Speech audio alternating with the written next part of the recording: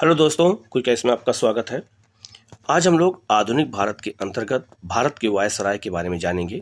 इससे पहले जो हमारी क्लास थी उसमें मैंने बंगाल के गवर्नर के बारे में, बंगाल के गवर्नर जनरल के बारे में, भारत के गवर्नर जनरल के बारे में और आज हम लोग भारत के वायसराय के बारे में जानेंगे।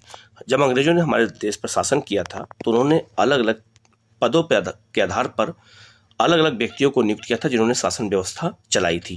तो भारत में बंगाल के गवर्नर कौन होते हैं ये हमें बहुत इंपॉर्टेंट याद रखना है। बंगाल के गवर्नर जनरल कौन होते हैं और भारत के गवर्नर जनरल कौन थे और भारत के वायसराय कौन थे। तो भारत के वायसराय याद रखिएगा, वायसराय उसे कहा जाता था जो महारानी का एजेंट होता था, उसी को वायसराय कहा जाता था। तो 1857 के विद्रोह के बाद भारत में गवर्नर जनरल का पद को समाप्त कर दिया गया और उसके स्थान पर भारत का वायसराय नामक एक नया पद बनाया गया जो महारानी का एजेंट होता था। ठीक है। और उस पद पर नियुक्त होने वाला जो पहला व्यक्ति है वो है लॉर्ड कैनिंग।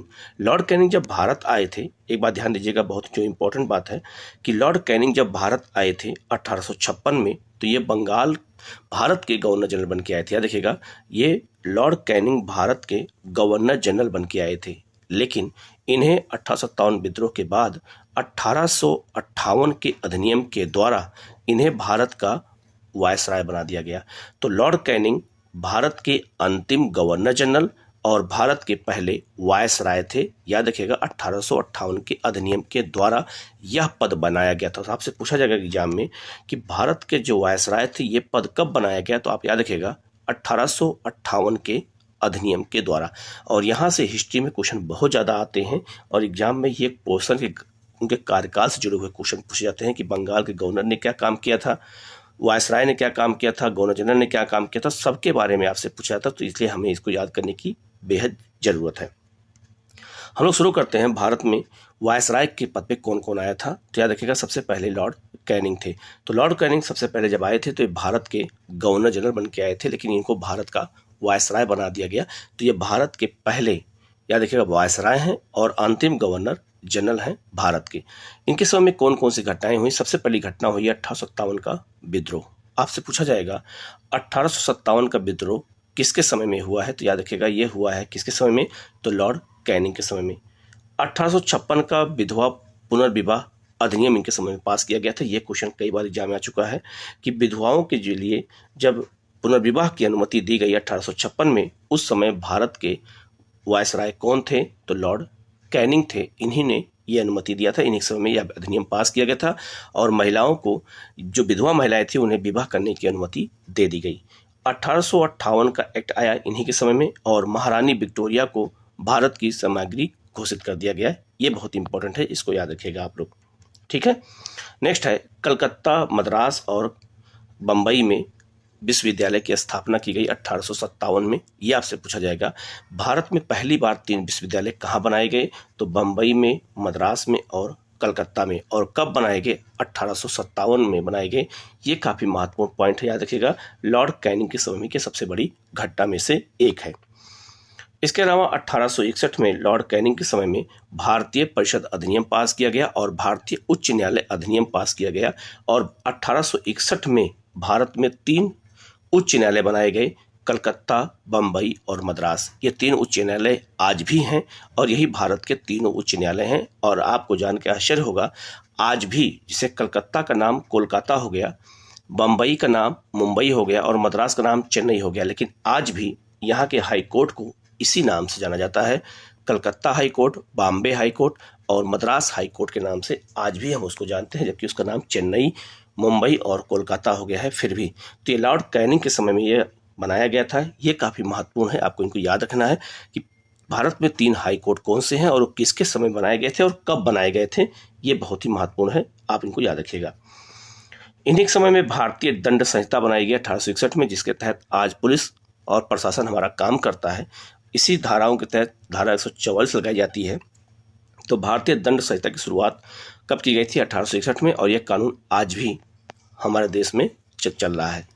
ये भारत के अंतिम गवर्नर जनरल थे और प्रथम वायसराय, मैंने इसके बारे में बता दिया। इन्हीं समय में विभागीय प्रणाली की शुरुआत की गई थी। इसको पोर्टफोलियो प्रणाली कहते हैं, याद रखिएगा, इसे पोर्टफोलियो कहते हैं, विभागीय प्रणाली कहते हैं। अर्थात इसी समय से भारत में अलग अलग काम के लिए अलग अलग विभाग बनाए जाने लगे, जैसे कृषि विभाग, सिंचाई विभाग, स्वास्थ्य विभाग, पुलिस विभाग, ऐसे विभागों की शुरुआत करने जो कब की गई, लॉर्ड कैनिंग के समय में की गई। तो विभागीय प्रणाली की शुरुआत किसने किया था? लॉर्ड कैनिंग ने किया था। तो ये काफी महत्वपूर्ण पॉइंट है। लॉर्ड कैनिंग समय में कौन कौन सी घटनाएं हैं, यहाँ से क्वेश्चन एग्जाम में बहुत ज्यादा आते हैं, तो गलत ना होने पाए, इसलिए हमारे वीडियो द्वारा हर तरह के टॉपिक पे वीडियो बना के आपको प्रोवाइड कराया जा रहा है।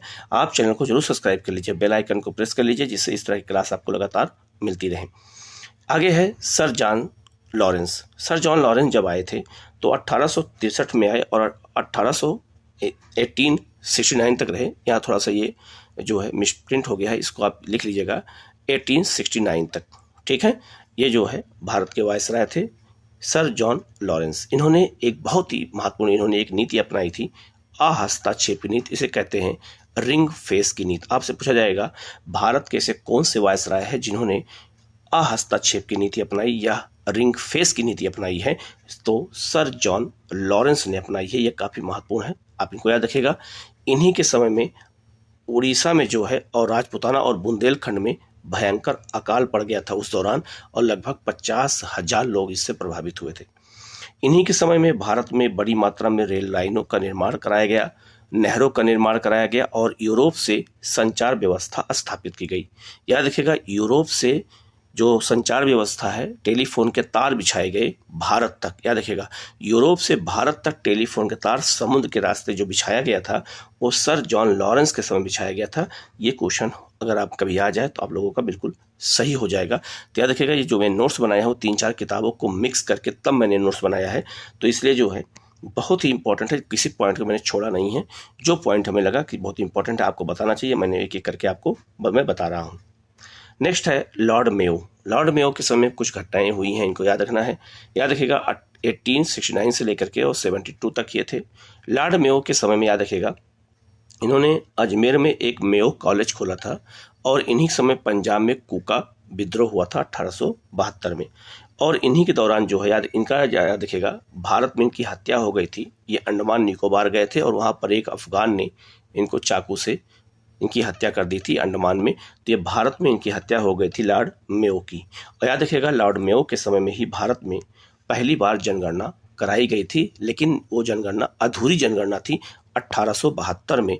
तो भारत में अगर पूछा जाए कि पहली जनगणना कब कराई गई, तो 1872 में कराई गई थी लॉर्ड मेयो के समय में, और इनकी हत्या हो गई थी अंडमान में। ये अंडमान घूमने गए थे, वहां एक अफगान ने इनको चाकू से मार के इनकी हत्या कर दी थी, वो कैदी था। नेक्स्ट है लॉर्ड नॉर्थब्रुक।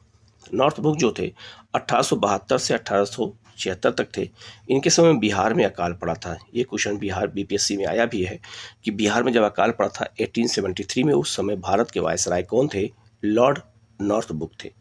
इनके समय कोका आंदोलन जारी रहा, जो और 50 कोकाओं को इन्होंने तोप से उड़ा दिया था। ये बहुत ही घटना बहुत महत्वपूर्ण थी कि 50 कोका विद्रोहियों को इन्होंने तोप के सामने गोले से उड़ा दिया गया था।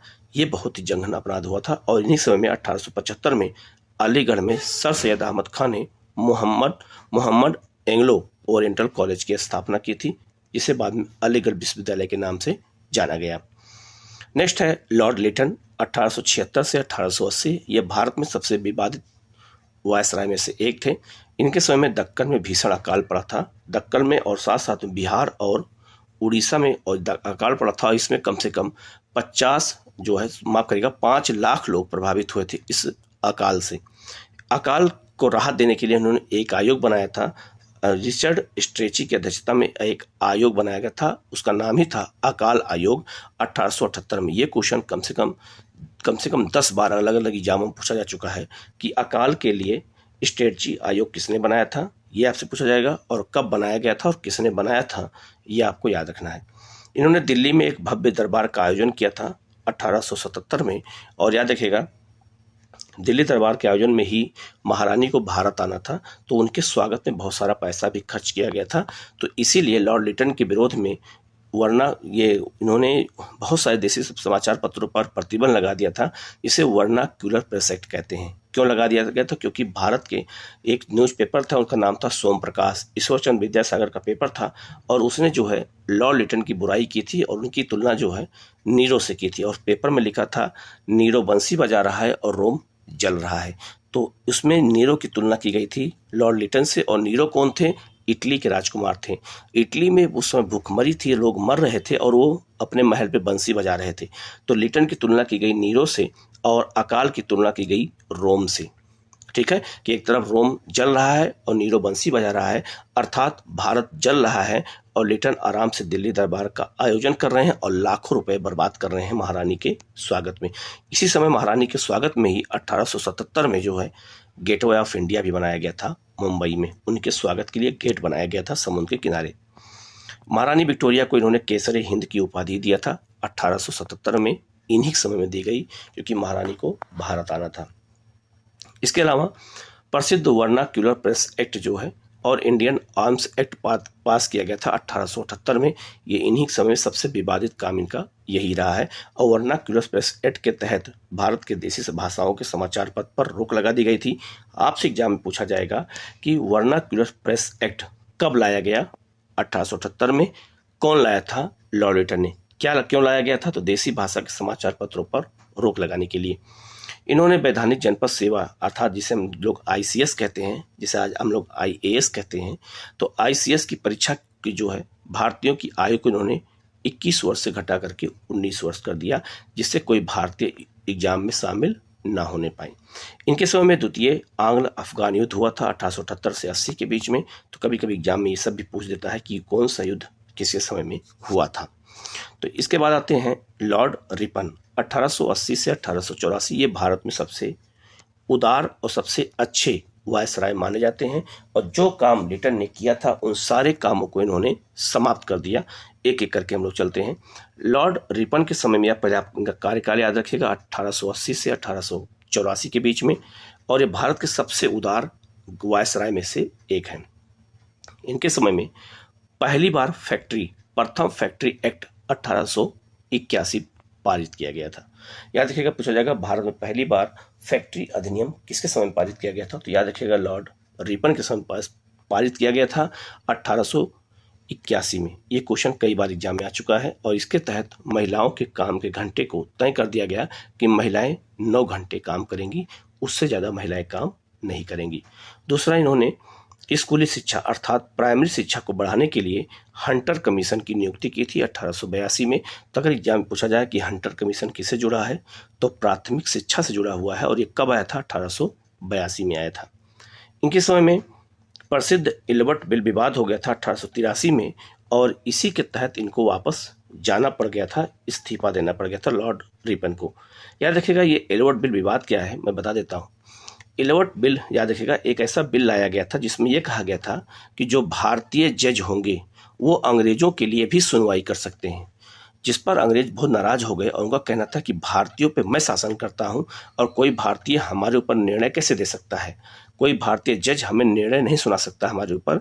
इसीलिए सारे अंग्रेजों ने लॉर्ड रिपन का विरोध किया और अंत में लॉर्ड रिपन को इस्तीफा देना पड़ा इसी बिल को लेकर के। तो अगर आपसे पूछा जाए कि इल्बर्ट बिल विवाद किसके समय में हुआ था, तो याद रखिएगा लॉर्ड रिपन के समय में हुआ। ये काफ़ी विवादित रहा है और काफ़ी बार एग्जाम में ये पूछा जा चुका है। इन्हीं समय में स्थानीय स्वशासन की शुरुआत हुई है 1882 में। लॉर्ड रिपन को भारत में स्थानीय स्वशासन का जनक माना जाता है, याद रखिएगा। लेकिन अगर इतिहास में ये पूछा जाए कि स्थानीय स्वशासन की शुरुआत कहाँ हुई है, तो चोल काल में हुई है। ये भी आप याद रखिएगा कि चोल काल में पहली बार भारत में जो है स्थानीय स्वशासन की शुरुआत हुई थी। लेकिन अंग्रेजों के समय में स्थानीय स्वशासन की शुरुआत सबसे पहले 1882 में किसने किया? तो लॉर्ड रिपन ने किया और भारत में नगर निगम के चुनाव की कराने की शुरुआत हो गई। नियमित रूप से नगर निगम के चुनाव होने लगे।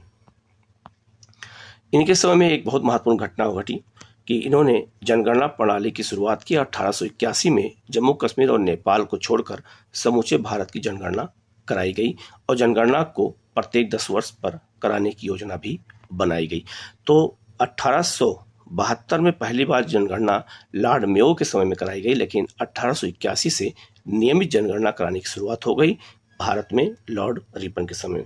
इन्होंने अकाल संहिता 1883 को भी इन्हीं समय लागू किया गया था, अकाल संहिता को किया गया था। इसके अलावा इन्होंने और कुछ काम किए थे, जैसे एक काम इन्होंने ये किया था कि जो एज 19 से 21 कर दी, वो 21 से 19 की गई थी, उसको पुनः इन्होंने 19 से 21 कर दिया ICS की परीक्षा का। इसके अलावा इन्होंने इलोड याद रखिएगा, इन्होंने वर्नाक्यूलर प्रेस एक्ट को भी समाप्त कर दिया था। किसने? लॉर्ड रिपन ने। तो लॉर्ड रिपन ने याद रखिएगा वर्नाक्यूलर प्रेस एक्ट को समाप्त किया था, जबकि लागू किसने किया था? तो लागू किया था आपका लिटर ने लागू किया था। तो ये बहुत ही महत्वपूर्ण वायसराय हैं, इनके बारे में हमें याद रखना है। नेक्स्ट है लॉर्ड डफरिन। लॉर्ड डफरिन याद रखिएगा 1884 से 1888 तक थे, और इनके समय सबसे महत्वपूर्ण घटना है भारतीय राष्ट्रीय कांग्रेस की स्थापना। 1885 में भारतीय राष्ट्रीय कांग्रेस की जो स्थापना की गई थी, उस समय भारत के वायसराय कौन थे? क्वेश्चन कम से कम 20 बार आ चुका है अलग अलग एग्जामों में, और वो कौन थे? लॉर्ड डफरिन थे। आगे लॉर्ड डफरिन के समय में एक सबसे महत्वपूर्ण घटना क्या घटी है? तो तीसरा आंग्ल बर्मा युद्ध हुआ है, और इन्हीं समय में बंगाल कृषक अधिनियम पारित किया गया था 1885 में। लेकिन लॉर्ड डफरिन के समय जो सबसे महत्वपूर्ण घटना है वो है भारतीय राष्ट्रीय कांग्रेस की स्थापना। ये आपको याद रखना है। इसके बाद है लेस डाउन, 88 से 94 तक थे। इनके समय मणिपुर में विद्रोह हुआ था, ये आपको याद रखना है। और इन्हीं समय में 1892 का अधिनियम पारित किया गया था, ये काफ़ी महत्वपूर्ण है। और इन्हीं के समय में तिलक ने जो है गणपति उत्सव की शुरुआत की थी 1893 में, और इनके समय दूसरा फैक्ट्री अधिनियम आया था 1881 में। तो ये बहुत ही महत्वपूर्ण है। तो पहला फैक्ट्री जो अधिनियम था वो आया था 1881 में लॉर्ड रिपन के समय में, और दूसरा आया है लेस्डाउन के समय 1891 में। ये काफ़ी महत्वपूर्ण है। इसके अलावा लॉर्ड एलिंगन द्वितीय हैं, 84 से 94 से ये 99 तक हैं, और इनके समय में मध्य प्रदेश, बिहार, उत्तर प्रदेश और पंजाब में भयंकर अकाल पड़ा हुआ था। और इनके समय में याद रखिएगा अकाल आयोग गठित किया गया था, उसका नाम था लॉयल कमीशन। ये बहुत महत्वपूर्ण है, ये क्वेश्चन कई बार आ चुका है। इसके अलावा तिलक द्वारा शिवाजी उत्सव की शुरुआत 1895 में इन्हीं के समय में इन्होंने किया था। इसके अलावा चापेकर बंधुओं ने याद रखिएगा भारत में आतंकवादियों की शुरुआत जो हुई थी, आतंकवादी क्रांतिकारी आंदोलन की, वो महाराष्ट्र से शुरू हुई थी। और चापेकर बंधुओं ने पूना में 2 अंग्रेज अधिकारियों की हत्या कर दी थी 1897 में, और यहीं से भारत में जो है क्रांतिकारी आंदोलन की शुरुआत हो गई थी। ये बहुत ही महत्वपूर्ण पॉइंट है, याद रखना है। नेक्स्ट आते हैं लॉर्ड कर्जन, 1899 से 1905, और भारत में सबसे ज़्यादा विवादित काम इन्होंने किया था, बंगाल विभाजन किया था। और इन्होंने याद रखिएगा इन्होंने बहुत सारे काम किए हैं लॉर्ड कर्जन ने। जैसे 1901 में इन्होंने कृषि इंस्पेक्टर जनरल की कृषि कार्यों की देखरेख के लिए नियुक्त किया। कृषि कार्य के लिए एक इन्होंने कृषि इंस्पेक्टर की नियुक्ति की थी, ये काफ़ी महत्वपूर्ण है। नए प्रांत उत्तर पश्चिमी सीमा प्रांत का गठन किया था, ये क्वेश्चन बहुत महत्वपूर्ण, याद रखिएगा। अब्दुल गफ्फार खान यहाँ के नेता थे, जिन्हें सीमांत गांधी कहा जाता है, ये याद रखिएगा। और याद रखिएगा पाकिस्तान में आज ये प्रांत है। उत्तर पश्चिमी सीमा प्रांत की स्थापना किसने किया था अगर पूछा जाए तो लॉर्ड कर्जन ने किया था, ये काफ़ी महत्वपूर्ण पॉइंट है, याद रखिएगा। इन्हीं के समय में भारतीय विश्वविद्यालय अधिनियम आया था, जिसे हम रेले कमीशन कहते हैं। तो रेले कमीशन की नियुक्ति की गई थी विश्वविद्यालय में सुधार के लिए 1904 में। इसके अलावा भारत लोक सेवा मंडल आयोग का गठन किया गया था 1905 में, और सर डब्ल्यू फ्रेजर की अध्यक्षता में पुलिस आयोग की स्थापना की गई थी 1902 में, लॉर्ड कर्जन ने किया था, जो काफ़ी महत्वपूर्ण है। नेक्स्ट है याद रखिएगा रेले की अध्यक्षता में विश्वविद्यालय आयोग की स्थापना 1902 में की गई थी, और सर एटनी मैकडोनल्ड की अध्यक्षता में अकाल आयोग बनाया गया था 1900 ईस्वी में। प्राचीन स्मारक परिरक्षण अधिनियम, जिसे हम भारतीय पुरातत्व विभाग कहते हैं, उसकी स्थापना 1905 में किया था, और इनके समय बंगाल विभाजन हुआ था 1905 में, जो काफ़ी महत्वपूर्ण है।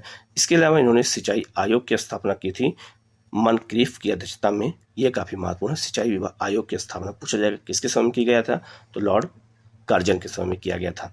इसके अलावा लॉर्ड कर्जन के समय में रेलवे बोर्ड की स्थापना की गई थी 1905 में, और पुलिस विभाग में सुधार के लिए फ्रेजर कमीशन बनाया था। ये भी एग्जाम में क्वेश्चन आ चुका है, पूछा गया है कि जो है पुलिस सुधार में कमीशन के लिए कौन, मतलब कि किसकी अध्यक्षता में कमीशन बनाया गया था, तो फ्रेजर कमीशन बनाया गया था, और लॉर्ड कर्जन ने बनाया था। ये सब काफ़ी महत्वपूर्ण पॉइंट हैं, आपको इनको याद रखना है। आगे बढ़ते हैं लॉर्ड मिंटो द्वितीय। लॉर्ड मिंटो द्वितीय 1905 से 1910 तक थे, ये भारत के वायसराय, ये भी बहुत महत्वपूर्ण है। और इनके समय मुस्लिम लीग की स्थापना की गई थी 1906 में, और मुस्लिम लीग की स्थापना में लॉर्ड मिंटो का भी काफ़ी योगदान है। तो मुस्लिम लीग की स्थापना इन्हीं के समय सबसे बड़ी घटना है। इसके अलावा आंग्ल रूसी मित्रता 1907 में हुई थी, जिस समय बहुत चिंता का विषय हो गया था ब्रिटिश साम्राज्य के सामने। खुदीराम बोस को इन्होंने फांसी दी गई थी उस समय, और क्योंकि खुदीराम बोस ने किंग्सफोर्ड पर हत्या का प्रयास किया था और इन्होंने ही तिलक को 6 वर्ष की कारावास सजा सुनाई थी और तिलक को मांडले जेल म्यांमार भेज दिया गया था 1908 में। और तिलक यहीं पर जाकर के इन्होंने पुस्तक लिखी थी गीता रहस्य। ठीक है, तो ये तिलक को 6 साल की जेल हुई थी किसके समय में? लॉर्ड मिंटो द्वितीय के समय में। इनके समय भारतीय परिषद अधिनियम पास किया गया जिसे हम मार्लियामेंटो सुधार कहते हैं और इसी के तहत मुसलमानों को पृथक निर्वाचन व्यवस्था दी गई थी लॉर्ड मिंटो के समय में। सूरत में कांग्रेस का विभाजन हुआ था 1907 में और ये लॉर्ड मिंटो के समय में ये घटना हुई थी, याद रखिएगा। अच्छा, इनके साथ साथ आपको ये भी याद हो जाएगा कि कौन सी घटना कब हुई थी, ये भी इतिहास में आपको इसी बहाने आपको मॉडर्न इंडिया की चीज़ें याद होती चली जाएंगी। आगे बढ़ते हैं। लॉर्ड हार्डिंग द्वितीय के समय में 1910 से 1916 तक थे। इनके समय में याद रखिएगा ब्रिटेन के राजा जॉर्ज पंचम भारत आए थे। तो याद रखिएगा जब भारत आए थे, कब आए थे? 12 दिसंबर 1911 को आए थे। जॉर्ज पंचम भारत आए थे, ये बहुत महत्वपूर्ण है। और इन्होंने क्या करने आए थे यहाँ पर? इन्होंने जो है दिल्ली में बंगाल विभाजन को रद्द कर दिया और बंगाल की राजधानी, माफ करिएगा, भारत की राजधानी कलकत्ता से इन्होंने दिल्ली को बना दिया था। ये काफ़ी महत्वपूर्ण पॉइंट है, याद रखिएगा। अगर एग्जाम में पूछा जाए कि बंगाल विभाजन को रद्द किसने किया था, तो जॉर्ज पंचम ने किया था। और किसके समय में किया गया था? तो लॉर्ड हार्डिंग द्वितीय के समय में किया गया था। ठीक है, और भारत की राजधानी कलकत्ता से क्या बना दी गई? तो दिल्ली बना दी गई है, याद रखिएगा। और दिल्ली भारत की राजधानी कब बनी? 1 अप्रैल 1912 को। तो 1 अप्रैल 1912 को दिल्ली राजधानी बन गई। और याद रखिएगा ये काफ़ी महत्वपूर्ण है। और इस तरह से अंग्रेजों ने बंगाल विभाजन तो रद्द कर दिया, लेकिन बंगाल के महत्व को कम कर दिया राजधानी कलकत्ता से दिल्ली ला करके। और इसीलिए लॉर्ड हार्डिंग के ऊपर रास बिहारी बोस ने बम फेंका था गुस्से में आकर, क्योंकि कलकत्ता का महत्व इन्होंने कम किया था। ये भी आपको याद रखना है। आप देख सकते हैं यहाँ पे लिखा भी है कि हार्डिंग के दिल्ली प्रवेश के समय इनके ऊपर बम फेंका गया था 23 दिसंबर 1912 को। रास बिहारी बोस ने इनके ऊपर बम फेंका था, लेकिन इनकी मतलब ये बम से बच गए थे। इनके समय ही प्रथम विश्व युद्ध की शुरुआत हुई थी। ये क्वेश्चन एग्जाम में आया हुआ है कि जब प्रथम विश्व युद्ध की शुरुआत हुई उस समय भारत के वायसराय कौन थे? तो याद रखिएगा भारत के वायसराय कौन थे? याद रखिएगा ये लॉर्ड हार्डिंग द्वितीय थे। इसके समय में क्या घटना हुई थी? तो गांधी जी दक्षिण अफ्रीका से भारत आ गए थे 1915 में। इसके अलावा लॉर्ड हार्डिंग के समय में याद रखिएगा कांग्रेस के 2 बड़े नेता गोखले और फिरोज शाह मेहता का देहांत हो गया था 1915 में। तो गांधी का आगमन, प्रथम विश्व युद्ध की शुरुआत, ये सब बहुत महत्वपूर्ण घटनाएं हैं। कब कब हुई, इसी बहाने आपको इतिहास की ये पॉइंट भी याद हो जाएंगे कि कौन सी घटना कब हुई है। ये काफ़ी महत्वपूर्ण पॉइंट बनेगा। नेक्स्ट है लॉर्ड चेम्सफोर्ड 1916 से 1921 तक थे और इनके समय में याद रखिएगा तिलक और रेनी बेसेंट द्वारा क्रमशः अप्रैल और सितंबर में होम रूल लीग की शुरुआत की गई थी। तो भारत में होम रूल लीग की शुरुआत किसने किया था? तो तिलक और बेसेंट ने किया था 1916 में लॉर्ड चेम्सफोर्ड के समय में। बनारस हिंदू विश्वविद्यालय की स्थापना इनके समय में की गई थी 1916 में, यह काफ़ी महत्वपूर्ण है। और गांधी जी चंपारण सत्याग्रह किया था 1917 में, इन्हीं के समय में लॉर्ड चेम्सफोर्ड के समय में। भारतीयों को सेना में सम्राट का कमीशन मिलने की अनुमति दी गई थी, ये भी बहुत महत्वपूर्ण है। इन्हीं समय में घटना हुई थी। और रोलेट एक्ट पास किया गया था 1919 में, जिसे हम लोग कहते थे काला कानून या बिना वकील, बिना अपील, बिना दलील का कानून कहते हैं। ये याद रखिएगा रोलेट एक्ट कब पास किया गया था? तो ये 1919 में पास किया गया था। और ये याद रखिएगा बहुत ही जो महत्वपूर्ण है, ये चेम्सफोर्ड के समय में पास किया गया था। इसके अलावा भारतीय ट्रेड यूनियन कांग्रेस का प्रथम अधिवेशन 1920 में हुआ था, इन्हीं के समय में। और अलीगढ़ मुस्लिम विश्वविद्यालय की स्थापना 1920 में इन्हीं के समय में हुई थी, ये भी काफ़ी महत्वपूर्ण है। इसके अलावा एक बहुत महत्वपूर्ण है, पूछा जाएगा गांधी ने असहयोग आंदोलन जब शुरू किया था तो भारत के वायसराय कौन थे? तो चेम्सफोर्ड थे, याद रखिएगा। तो गांधी जी द्वारा असहयोग आंदोलन की शुरुआत अगस्त 1920 में की गई थी और प्रथम महिला विश्वविद्यालय की स्थापना पूना में की गई थी 1916 में, ये भी काफ़ी महत्वपूर्ण है। सर HP सिन्हा ये बिहार के पहले गवर्नर बनाए गए थे, ये भी याद रखिएगा इन्हीं समय में। और शिक्षा का एक सेडलर आयोग 1917 में लाया गया था, जिसे कलकत्ता विश्वविद्यालय अधिनियम भी कहते हैं, वो इन्हीं के समय में पास किया गया था। इसके अलावा जलियांवाला बाग हत्याकांड जो है ये 13 अप्रैल 1919 की घटना है, इन्हीं के समय में हुई थी। और चेम्सफोर्ड मांटेव सुधार के नाम से 1919 का अधिनियम लाया गया था और पहली बार इसी अधिनियम के तहत महिलाओं को वोट देने का अधिकार दिया गया था। ये काफ़ी महत्वपूर्ण इतिहास के पॉइंट हैं और हमको इनको बिल्कुल याद रखना है कि कौन सी घटना किसके समय में हुई है। नेक्स्ट है लॉर्ड रीडिंग 1921 से 1926 के बीच में ये आए थे भारत में, इन्होंने क्या क्या, इनके समय क्या क्या घटना हुई है। तो प्रिंस ऑफ वेल्स का भारत आगमन हुआ था 1921 में। और वेल्स क्या है, तो वेल्स इंग्लैंड का एक राज्य है, वहाँ के राजा थे, तो वहाँ के राजा उनको कहते थे प्रिंस ऑफ वेल्स कहते थे। और 1921 में ये भारत आए थे लॉर्ड रीडिंग के समय में। इसके अलावा भारत के दक्षिण पश्चिमी समुद्र तट पर मोपला विद्रोह हुआ था, जिसे हम मालाबार तट कहते हैं, 1921 में। वो भी घटना लॉर्ड रीडिंग के समय में हुई थी। काकोरी ट्रेन कांड हुआ था 9 अगस्त 1925 को, ये भी बहुत महत्वपूर्ण है, और ये भी जो है इन्हीं समय में हुआ था। स्वामी श्रद्धानंद की हत्या कर दी गई थी 1926 में, ये बहुत महत्वपूर्ण है, और ये बिहार के किसान नेता के रूप में जाने जाते हैं। कानपुर में अखिल भारतीय साम्यवादी दल की स्थापना 1924 में की गई थी, ये भी काफी महत्वपूर्ण है कि जो हमारे यहाँ साम्यवादी पार्टी है उसकी स्थापना कानपुर में की गई थी 1924 में, ये बहुत महत्वपूर्ण घटना है, याद रखिएगा।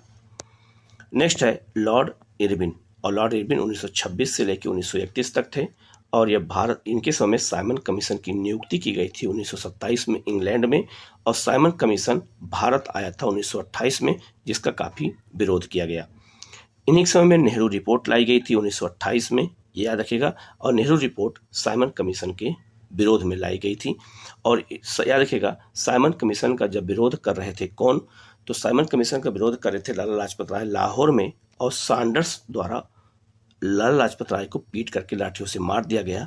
तब भगत सिंह ने सैंडर्स की हत्या कर दी थी, ये काफी महत्वपूर्ण है। और दिल्ली के असेंबली में भगत सिंह और बटुकेश्वर दत्त ने बम फेंका था लॉर्ड इरविन के समय में ही। आगे है शारदा विधेयक लाया गया था इनके समय में 1929 में, और इसके तहत भारत में बाल विवाह को रोका गया था। ये क्वेश्चन कई बार पूछा जा चुका है कि शारदा अधिनियम का महत्व क्या है या क्यों लाया गया था, तो बाल विवाह को रोकने के लिए लॉर्ड इरविन के समय में।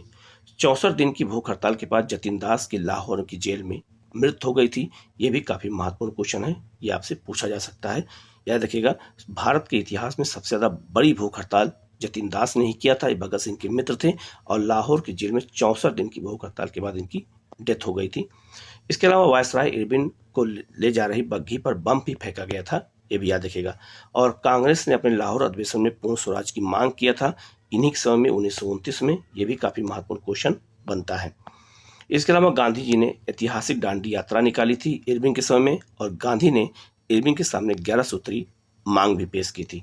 इसके अलावा साइमन कमीशन की रिपोर्ट के आधार पर लंदन में प्रथम गोलमेज सम्मेलन भी बुलाया गया था, किसके समय में, तो ये इरविन के समय में। और गांधी इरविन समझौता हुआ, जिसे हम दिल्ली समझौता कहते हैं, ये 5 मार्च 1931 को हुआ, और गांधी जो है द्वितीय गोलमेज सम्मेलन में कांग्रेस की ओर से शामिल होने गए थे।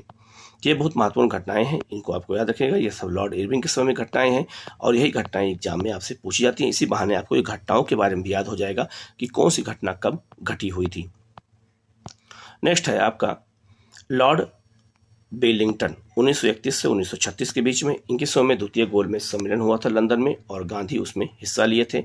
दूसरा, ब्रिटेन के प्रधानमंत्री रैमजे मैकडोनाल्ड ने ऐतिहासिक सांप्रदायिक निर्णय लाया था, और क्यों लाया था, इसमें अंबेडकर के कहने पर दलितों को हिंदुओं से अलग करने का प्रावधान था, लेकिन बाद में गांधी जी ने आमरण अनशन कर दिया, और इसके बाद ये कानून वापस ले लिया गया था। इसके अलावा गांधी जी ने दोबारा सविनय अवज्ञा आंदोलन शुरू किया था 1933 में, लेकिन वो असफल हुआ, और गांधी को गिरफ्तार करके यरोदा जेल में बंद कर दिया गया।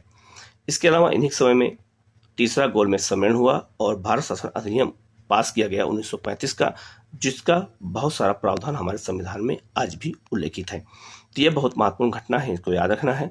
आगे नेक्स्ट, भारत के नेक्स्ट वायसराय हैं लॉर्ड लिनलिथगो, 1936 से 1943 तक थे। इन्हीं समय में भारत छोड़ो आंदोलन हुआ था, याद रखना। इन्हीं समय में याद रखिएगा, कांग्रेस की नई सरकारें बनी थी भारत के 8 राज्यों में, और जब द्वितीय विश्व युद्ध में शामिल कर लिया गया भारतीयों को, तो कांग्रेस ने इस्तीफा दे दिया था, और जिसको खुश होकर के लीग के मुस्लिम लीग के नेता जिन्ना और अंबेडकर ने मुक्ति दिवस मनाया था कांग्रेस के खिलाफ, ठीक है। ये काफी महत्वपूर्ण क्वेश्चन है, इसको याद रखना है कि इन्हीं समय में यह घटना हुई थी। इसके अलावा हरिपुरा के कांग्रेस अधिवेशन में सुभाष चंद्र बोस जो थे, इन्होंने जो है अध्यक्ष पद के लिए चुना गया था, लेकिन त्रिपुरी संकट हो गया था, और गांधी जी के बाद गांधी जी जो है विरोध किया था सुभाष चंद्र बोस का, और सुभाष चंद्र बोस ने बाद में कांग्रेस को छोड़ दिया और इस्तीफा दे दिया, और बाद में फॉरवर्ड ब्लॉक की स्थापना की थी। ये घटना आगे मैं बताऊंगा इतिहास में, लेकिन ये संकट उस समय उत्पन्न हुआ था। जो सबसे महत्वपूर्ण एक है कि वायसराय द्वारा अगस्त प्रस्ताव पेश किया गया था भारतीयों के लिए। ये अगस्त प्रस्ताव लॉर्ड लिनलिथगो ने पेश किया था। ये बहुत ही महत्वपूर्ण है, ये भी याद रखिएगा। और क्यों पेश किया था कि भारतीयों को युद्ध में शामिल कर लिया जाए। द्वितीय विश्व युद्ध में इन्होंने कहा था द्वितीय विश्व युद्ध में भारतीय शामिल हो जाएं, और भारतीय जो है अगर युद्ध में शामिल हो जाएंगे तो बाद में भारत जब युद्ध समाप्त हो जाएगा तब भारतीयों को स्वराज दिया जाएगा, स्वशासन दिया जाएगा। लेकिन भारतीयों ने कहा कि नहीं, जो देना है अभी दीजिए, इसीलिए अगस्त प्रस्ताव कैंसिल कर दिया गया था। आपसे पूछा जाएगा कि अगस्त प्रस्ताव कब लाया गया था, तो 8 अगस्त 1940 को। और कौन लाया था, तो वायसराय लॉर्ड लिनलिथगो ने लाया था। ये काफी महत्वपूर्ण क्वेश्चन बनेगा। नेक्स्ट है, कांग्रेस ने व्यक्तिगत सत्याग्रह अवज्ञा आंदोलन शुरू किया था। ये भी याद रखिएगा।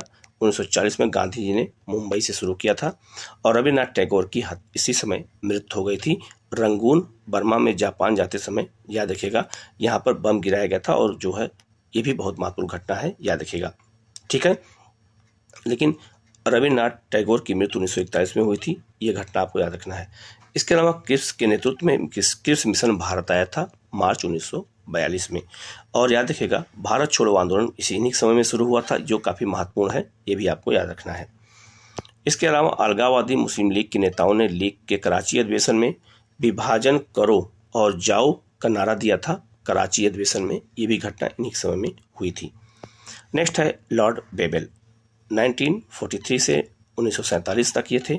और ये इन्हें याद रखेगा, ये ब्रिटेन में चर्चिल के प्रधानमंत्री के बाद बेबल भारत के वायसराय बने, और इन्होंने शिमला में एक बैठक बुलाई थी जिसमें मुस्लिम लीग सदस्यों को नियुक्त करना था, मुस्लिम सदस्यों को नियुक्त करना था। विवाद हो गया था कांग्रेस और मुस्लिम लीग के बीच में। बाद में ये शिमला सम्मेलन स्थगित कर दिया गया था। यह भी घटना बेबल के समय में हुई थी। बम्बई में याद रखिएगा, नौसेना का विद्रोह हुआ था। ये बहुत महत्वपूर्ण घटना है।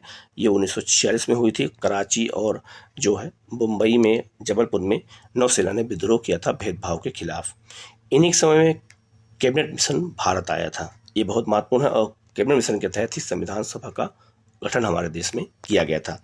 मुस्लिम लीग ने कैबिनेट प्रस्ताव से अस्वीकार कर दिया और प्रत्यक्ष कार्यवाही दिवस मनाया था, और संविधान सभा का चुनाव कराया गया जुलाई 1946 में।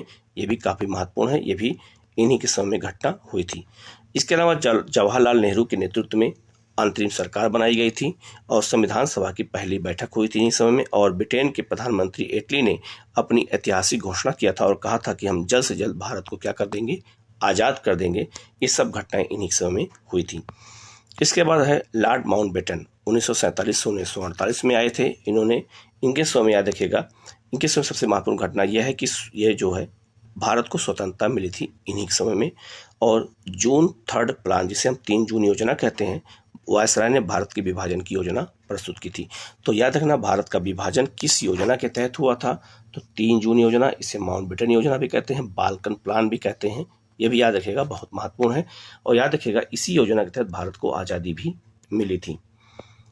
इसके अलावा जो सबसे महत्वपूर्ण एक बहुत महत्वपूर्ण यह है कि स्वतंत्रता जो मिली थी भारत को इन्हीं समय में मिली थी। और वो लॉर्ड माउंटबेटन, याद रखिएगा, स्वतंत्र भारत के पहले और अंतिम अंग्रेज गवर्नर जनरल थे। ये काफ़ी महत्वपूर्ण है, आपको इनको याद रखना है।